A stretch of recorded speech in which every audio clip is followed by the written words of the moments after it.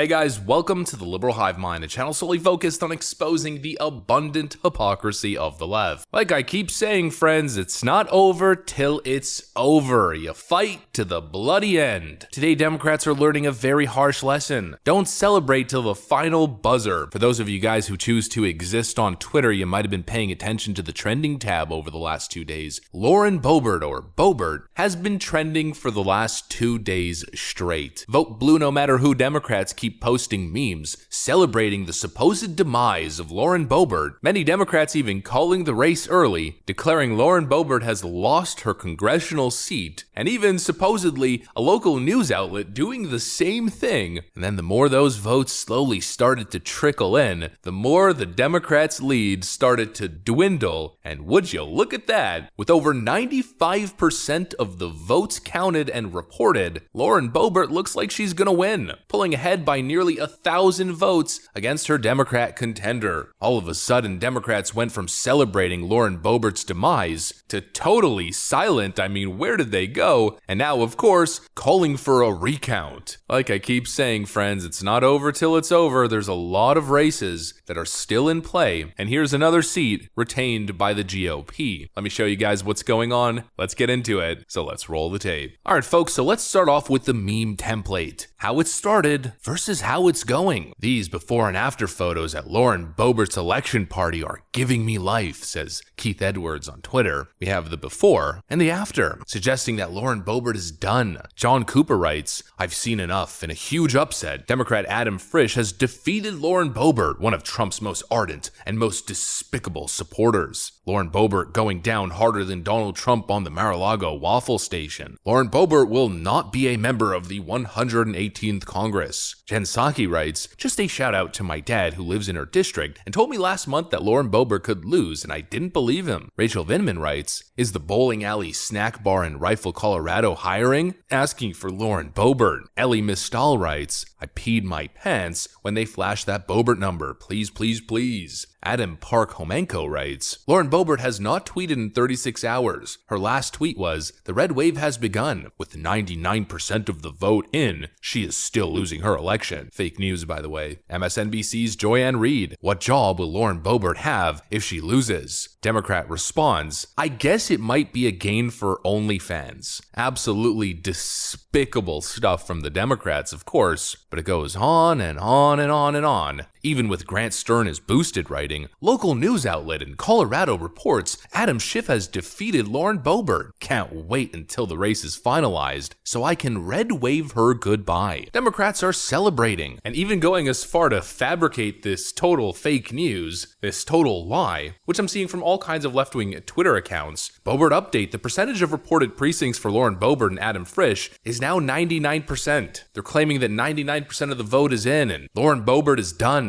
Well, not so fast, leftoids. The percent of votes being reported was around 90 to 95% during this period where leftists were celebrating. And now as we've crossed the 95% point, well, Lauren Boebert continues to extend her lead. Estimated vote in 99%, she now leads by around 800 votes. It's most likely headed into a recount, but it looks like Lauren Boebert is probably going to pull through. At least that's if the numbers keep coming in the way that they have been, favoring her. It looks like Democrats are going to have egg on their face once again, looking terrible. And speaking of Democrats looking terrible, I mentioned this moment earlier, which happened on Joy Reid's MSNBC show. Take a look at this. Tight race against Lauren Boebert. What's the meaning if Lauren Boebert, the second most popular QAnon congressperson in MAGA, what if she loses? And what job will she have? Because I don't even think shooters exist anymore. I don't think shooters exist anymore. Well, I guess it might be a gain for OnlyFans.